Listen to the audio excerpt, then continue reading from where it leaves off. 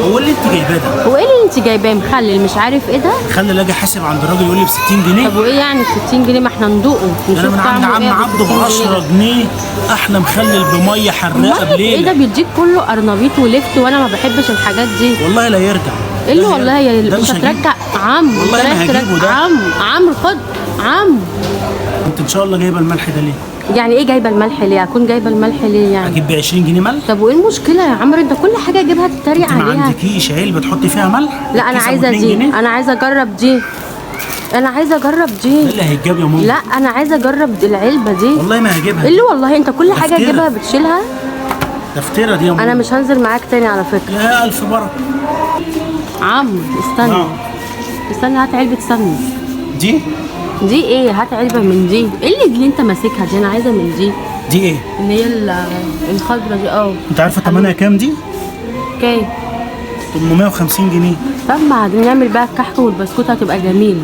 يعني كحك وبسكوت ما بيتاكلش اصلا، نعملها ب 850 جنيه. هو ايه ما بيتاكلش؟ انا معمله ما بيتاكلش. انا هجيب جاهز مش هجيب سمنه. هو ايه اللي هتجيب جاهز؟ ايوه ما بيتاكلش. لا هنجرب السمنه دي. واحده صاحبتي شكرت لي فيها قوي بتقول طعمها جميل. اجيب سمنه ب 850 جنيه؟ يوه امال انت نازل تجيب ايه؟ يلا بس عم انت نازل تجيب ايه يعني؟ انا هجيبها والله ما هتجيبها. يلا برضو يلا. كم بقى البطاطا اللي انت جايباها دي؟ شوفها بكام؟ انت اي حاجه بتشوفها بكام؟ 50 جنيه 5 بطاطات؟ بطاطا بيضه ما بشوفهاش. مش عايزك تشوفيها ولا الحمراء اللي متعودين عليها.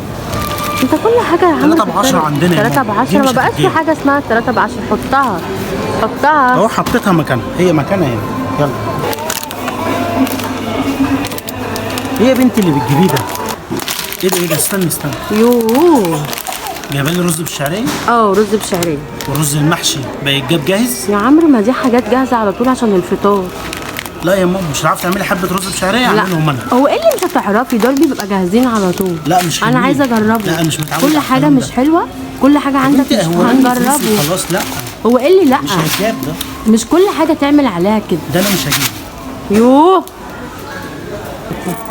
انت واقفه بقالك 10 دقايق هنا بتجيبي ايه؟ بدور على منازل المطبخ مش شايفاها.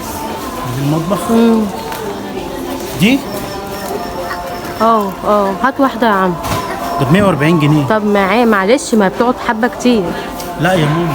وايه اللي لا يا ماما؟ دي حلوه لما دي مش منازل مطبخ.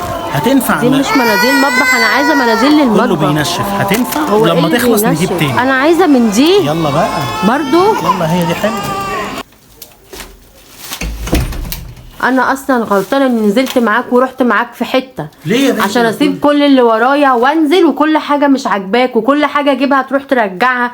انا غلطانه اصلا. ما انت بتجيبي حاجه كل حاجه مش عايز تجيبها. كل الحاجات عندك ملهاش لازمه. امال ايه اللي لازمه؟ ايه اللي انت جبته بقى ليه لازمه يعني؟ اللي لازمه؟ ايه اللي ليه لازمه؟ عرض الزبادي ده ملوش لازمه. والله رايح السوبر ماركت عشان تجيب عرض زبادي وتجيب علبه لانشون. وجايب لك لانشون. وجايب لك رز. وجايب لك شعريه اللي كنت عايزه رز بشعريه تعمليهم. انا غلطانه اصلا. انا مش رايحه معاك في حته تانية. انا كرهت المشي معاك اصلا.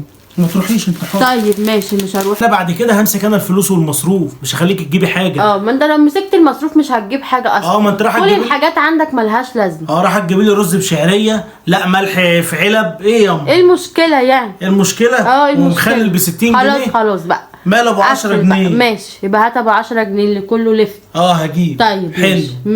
ماشي.